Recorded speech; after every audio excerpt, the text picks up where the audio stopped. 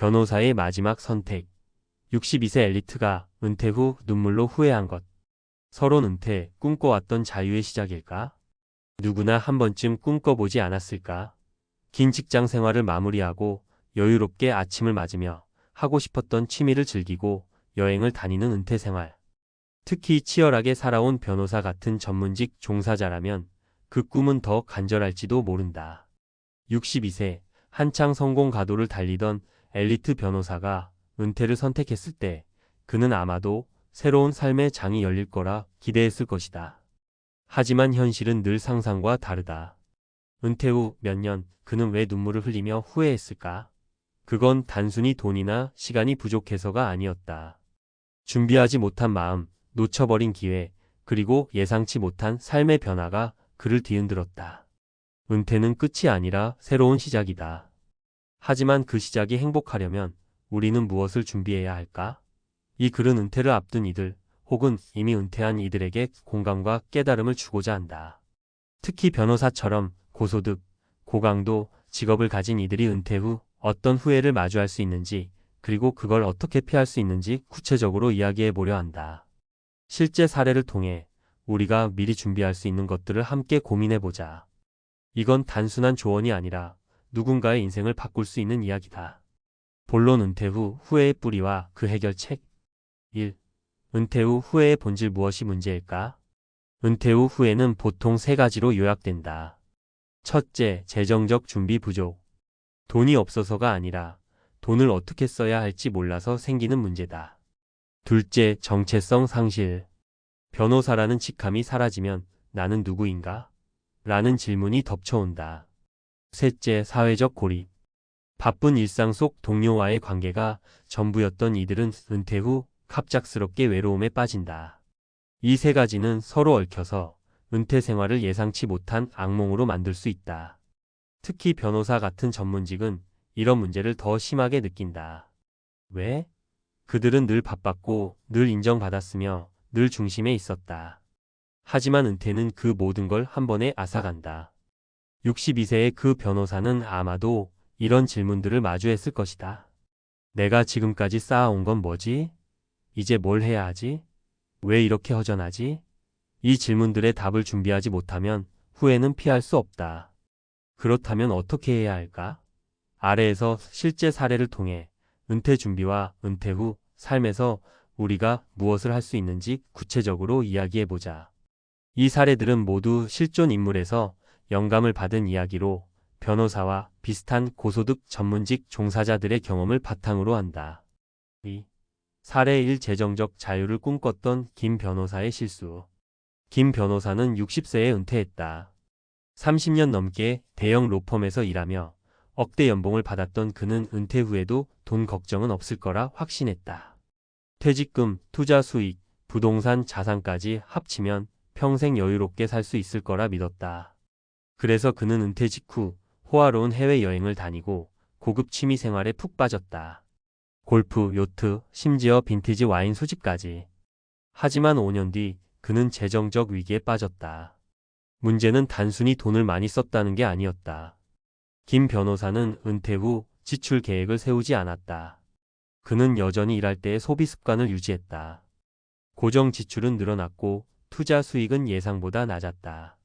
게다가 건강 문제로 병원비가 추가되면서 그의 자산은 빠르게 줄어들었다. 결국 그는 65세에 다시 일을 시작하려 했지만 오랜 공백과 나이 때문에 적절한 기회를 찾지 못했다. 김 변호사의 후회는 이랬다. 왜 은퇴 전에 재정 플래너와 상의하지 않았을까? 왜 지출을 줄이고 장기적인 계획을 세우지 않았을까? 그는 돈이 많았지만 그 돈을 관리할 준비가 없었다. 교훈과 해결책.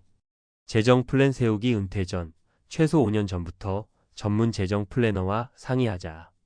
단순히 저축액이 아니라 은퇴 후 예상 지출, 인플레이션, 의료비까지 고려한 계획이 필요하다.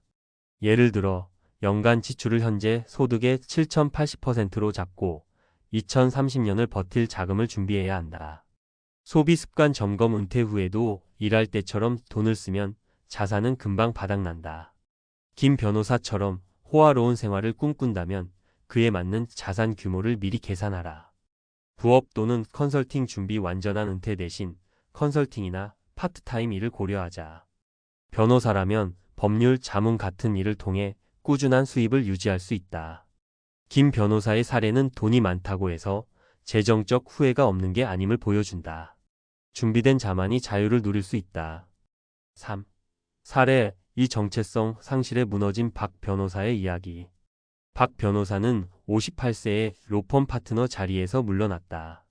그는 지역 사회에서 존경받는 인물이었고 그의 이름은 성공의 대명사였다. 은퇴 후 그는 자유를 만끽하려 했지만 곧 허탈감에 빠졌다. 매일 아침 그는 습관적으로 법률 문서를 읽으려 했지만 더 이상 그를 필요로 하는 클라이언트는 없었다. 그는 점점 자신을 쓸모없는 사람으로 느끼기 시작했다. 박 변호사의 가장 큰 후회는 자신의 정체성을 직업에만 묶어 놓았다는 것이었다.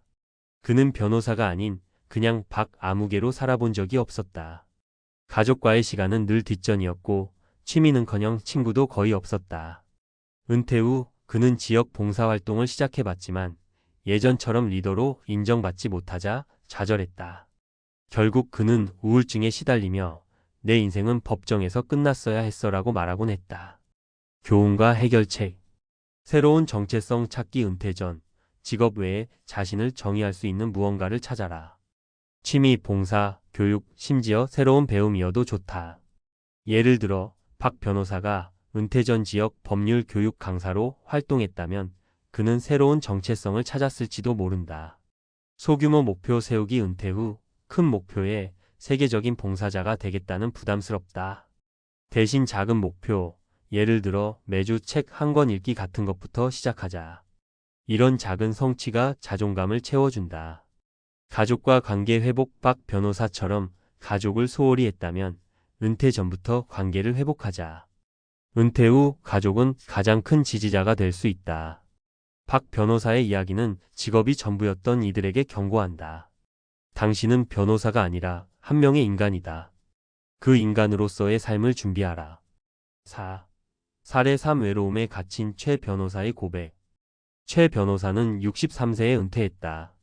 그는 독신이었고 일에만 몰두하며 살아왔다. 동료들과의 관계는 있었지만 대부분 업무 기반이었다. 은퇴 후 그는 갑작스럽게 사회적 고립을 느꼈다. 매일 아침 전화벨은 울리지 않았고 점심 약속도 없었다. 그는 내가 이렇게 외로울 줄 몰랐다고 말했다. 심지어 그는 은퇴 후 처음으로 자신의 삶에 친구가 없다는 걸 깨달았다. 최 변호사는 외로움을 달래기 위해 온라인 커뮤니티에 가입하고 동호회에 나가봤지만 새로운 관계를 만드는 게 쉽지 않았다. 그는 젊었을 때 친구를 만들 시간이 없었는데 이제는 그걸 후회해라고 털어놓았다. 외로움은 그의 건강까지 악화시켰다. 결국 그는 심리 상담을 받으며 왜 더 일찍 사람들과 진심으로 연결되지 않았을까를 후회했다. 교훈과 해결책. 사회적 네트워크 구축. 은퇴 전 업무 외의 관계를 만들어라. 동호회, 종교 모임, 지역 봉사 등 어떤 형태든 상관없다. 최 변호사가 은퇴 전 동호회에 꾸준히 참여했다면 그의 은퇴 생활은 달라졌을 것이다. 소셜 스킬 연습. 오랜 시간 리더로 일한 이들은 타인과 평등한 관계를 맺는 데 서툴 수 있다. 은퇴 전 친구처럼 편하게 대화하는 법을 연습하자. 멘토링 기회 활용. 변호사라면 젊은 변호사나 학생들에게 멘토링을 제공해보자. 이는 사회적 연결을 유지하고 동시에 보람을 느낄 수 있는 방법이다. 최 변호사의 사례는 관계의 중요성을 일깨운다. 돈과 명예는 외로움을 채워주지 않는다. 진정한 연결이 필요하다. 5. 은퇴 준비를 위한 실천 가이드. 이제 사례를 통해 후회의 원인을 알았으니 구체적으로 무엇을 해야 할까? 아래는 은퇴를 앞둔 이들을 위한 실천 가이드다. 재정 준비. 은퇴 510년 전 재정 플래너와 상의해 장기 계획을 세워라. 예상 지출을 현재 생활비의 7,080%로 잡고 의료비와 인플레이션을 고려하라. 투자 포트폴리오를 점검하고 리스크를 줄이는 방향으로 조정하라. 정체성 재정립. 직업 외에 자신을 정의할 수 있는 취미나 활동을 찾아라. 예를 들어 글쓰기, 사진, 요리 강사 등. 은퇴 전 새로운 배움에 도전하라. 온라인 강의나 지역 대학의 평생 교육 프로그램을 활용하자. 봉사활동을 시작해 사회적 가치를 느끼는 경험을 쌓아라. 사회적 연결 유지. 업무 외에 친구를 만들어라. 동호회, 취미 모임, 지역 행사에 적극 참여하자. 가족과의 시간을 늘려라. 은퇴 후 가족은 가장 큰 지지자가 된다. 멘토링이나 자문 같은 활동을 통해 사회적 역할을 유지하라. 건강관리. 은퇴 전 건강검진을 정기적으로 받고 만성질환을 예방하라. 운동 습관을 들여라. 은퇴 후에도 꾸준히 할 수 있는 가벼운 운동 걷기, 요가 등을 시작하자. 정신 건강도 중요하다. 스트레스 관리법이나 명상을 배워두자. 마음의 준비. 은퇴 후 삶을 구체적으로 상상해보라. 하루 일과는 어떻게 보낼 건지, 어떤 목표를 세울 건지 적어보자. 은퇴 전 소규모로 은퇴 체험을 해보라. 예를 들어 한 달간 일을 줄이고 은퇴 후 하고 싶은 일을 시도해보자. 상담사나 코치와 대화하며 은퇴에 대한 두려움을 정리하라. 6. 결론 후회 없는 은퇴를 위해 지금 시작하라. 62세 변호사의 눈물은 단순히 그의 이야기가 아니다. 우리 모두가 마주할 수 있는 미래다. 하지만 좋은 소식은 후회는 피할 수 있다는 거다. 김 변호사는 재정 계획을, 박 변호사는 새로운 정체성을, 최 변호사는 진정한 관계를 준비했다면 그들의 은퇴는 달라졌을 것이다. 은퇴는 끝이 아니라 새로운 삶의 시작이다. 그 시작을 행복하게 만들기 위해 지금 무엇을 할 수 있을까? 은퇴를 앞둔 당신에게 묻고 싶다. 당신의 은퇴 후 삶은 어떤 모습이길 바라는가? 그 꿈을 이루기 위해 오늘 어떤 한 걸음을 내디딜 건가? 작은 변화가 큰 차이를 만든다. 지금 시작하자. 당신의 은퇴는 눈물이 아니라 미소로 가득한 이야기가 될 수 있다.